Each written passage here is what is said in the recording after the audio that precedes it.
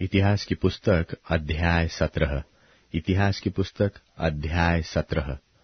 दाऊद का मंदिर बनाने की इच्छा करना और यहोवा का दाऊद के वंश में सनातन राज्य स्थिर करने का वचन देना। जब दाऊद अपने भवन में रहने लगा, तब दाऊद ने नातान नबी से कहा, देख, मैं तो देवदारू के बने हुए घर में रहता हूँ, परंतु यहोवा की वाचा का संदूक तंबू में रहता है।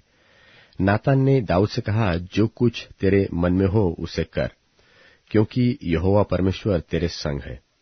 उसी दिन रात को परमेश्वर का यह वचन नातान के पास पहुंचा, जाकर मेरे दास दाऊद से कह, यहोवा यो कहता है कि मेरे निवास के लिए तू घर बनवाने न पाएगा, क्योंकि जिस दिन से मैं इस्राएलियों को मिस्र से ले आया, आज के दिन तक मैं कभी घर में नहीं रहा, परंतु एक तंबू से दूसरे तंबू को और एक निवास से दूसरे निवास को आया जाया करता हूँ।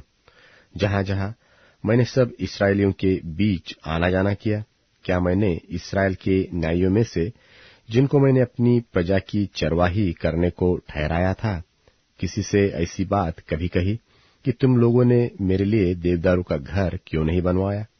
सो अब तू मेरे दास दाऊद से ऐसा कहा कि सेनाओं का यहोवा यो कहता है कि मैंने तो तुझको भेड़शाला से और भेड़ बकरियों के पीछे पीछे फिरने से इस मनसा से बुला लिया कि तू मेरी प्रजा इस्राएल का प्रधान हो जाए, और जहां कहीं तू आया और गया वहां मैं तेरे संग रहा और तेरे सब शत्रुओं को तेरे सामने से नष्ट किया है।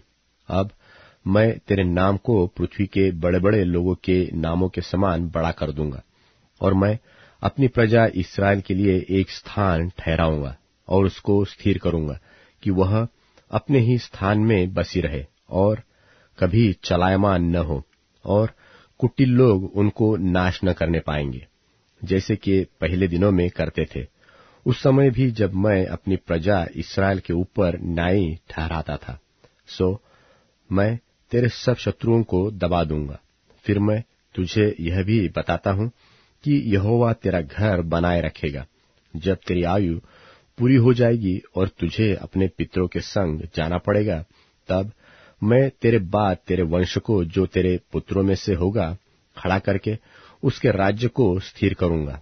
मेरे लिए एक घर वही बनाएगा, और मैं उसकी राजगद्दी को सदैव स्थिर रखूंगा। मैं उसका पिता ठहरूंगा और वह मेरा पुत्र ठहरेगा, और जैसे मैंने अपनी करुणा उस पर से जो तुझसे पहले था हटाई, वैसे मैं उस पर से न हटाऊंगा, वरन मैं उसको अपने घर और अपने राज्य में सदैव स्थिर रखूंगा, और उसकी राजगद्दी सदैव अटल रहेगी। इन सब बातों और इन सब दर्शन के अनुसार नातान ने दाऊद को समझा दिया। तब दाऊद राजा भीतर जाकर यहोवा के सन्मुख बैठा और कहने लगा, हे यहोवा परमेश्वर, मैं क्या हूं और मेरा घराना क्या है कि तूने मुझे यहां तक पहुंचाया है?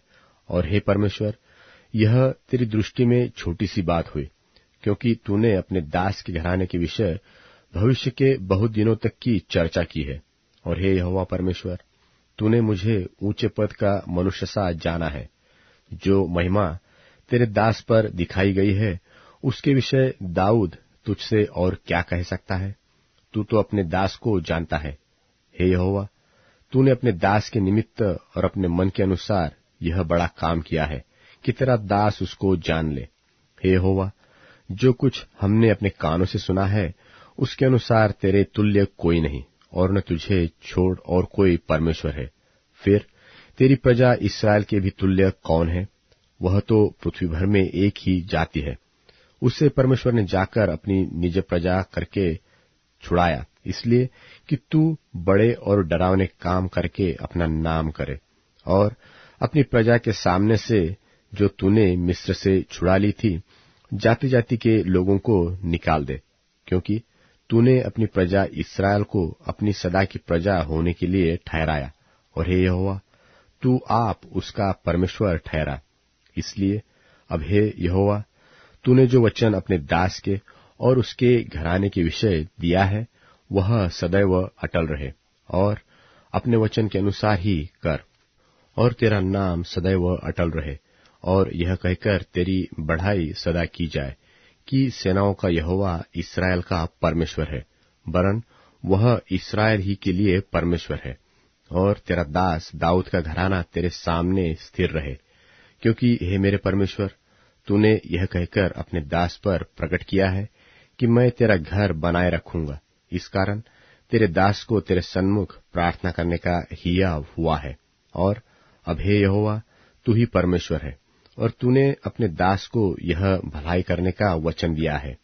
और अब तूने प्रसन्न होकर अपने दास के घराने पर ऐसी आशीष दी है कि वह तेरे सन्मुख सदैव बना रहे, क्योंकि हे यहोवा, तू आशीष दे चुका है, इसलिए वह सदैव आशीषित बना रहे।